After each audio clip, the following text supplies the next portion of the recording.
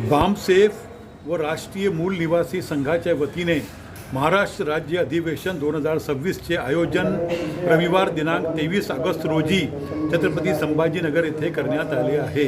सकाळी 10 ते सायंकाळी 7 वाजेपर्यंत चालणाऱ्या या अधिवेशनात राज्यभरातील विविध सामाजिक संघटनांचे पदाधिकारी, कार्यकर्ते, विचारवंत, महिला प्रतिनिधी, विद्यार्थी तसेच बहुजन समाजातील नागरिक मोठ्या संख्येने सहभागी होणार असल्याची माहिती बामसेफचे महाराष्ट्र प्रदेशाध्यक्ष डॉक्टर संजय गायकवाड यांनी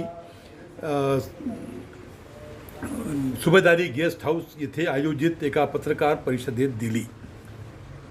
त्यामुळे सर्व बहुजन समाजातील सर्व SC, ST, OBC, MT, DNT, Maratha, मानवतेचे सगळे बहुजन समाजातील सर्व लोकांनी या कार्यक्रमाला उपस्थित राहून हे सर्व विषय समजून घेणं आवश्यक आहे।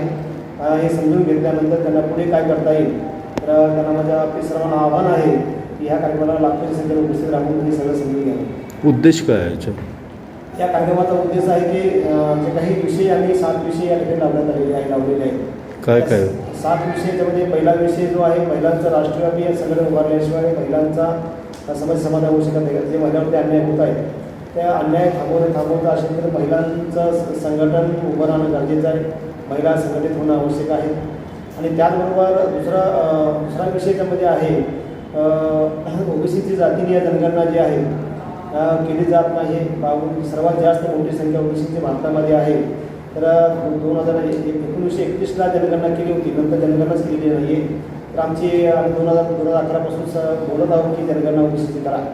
तेव्हा तो विषय जनगणना करणं का आवश्यक आहे हे OBCना समजणं गरजेचं आहे म्हणून तो विषय ठिकाणी लावलेला आहे।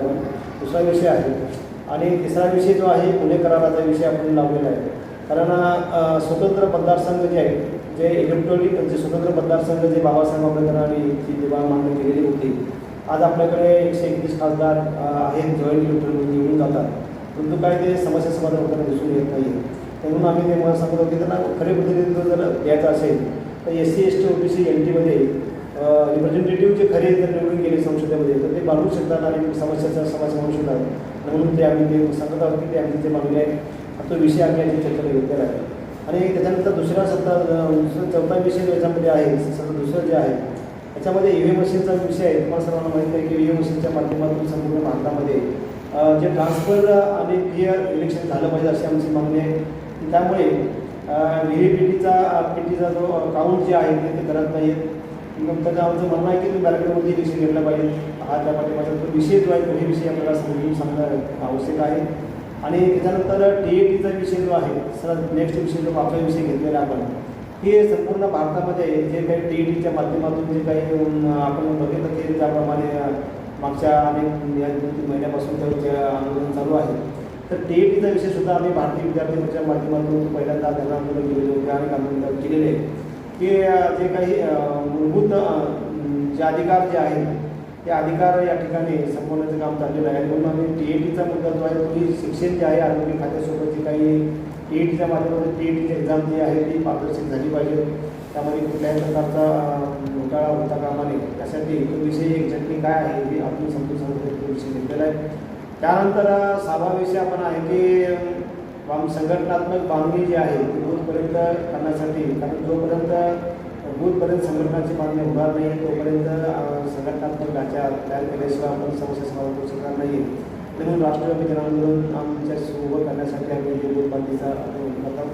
ते सर्वात शेवटचा विषय जो आहे आरक्षणाचा विषय जो आहे आरक्षणाचा विषय आम्ही सांगत आहोत की आरक्षण हे 100% लागू करा। कारण SC, ST, OBCमध्ये आरक्षणाच्या मुद्द्यावर वाद निर्माण करण्याचं काम चाललेलं आहे, भांडण लावण्याचं काम चाललेलं आहे। तो विषय तो सर्वांना समजून सांगण्यासाठी हा विषय घेतलेला आहे। तर अशा या विषयावरती बोलण्यासाठी या सर्व विषयावरती सर्व बहुजन समाजाचे जे मान्यवर आहेत बुद्धिजीवी लोक जे आहेत त्यांना बोलवलेलं आहे आणि त्या माध्यमातून हे विषय या ठिकाणी घेऊन सर्वांना आपण अपील करत आहोत।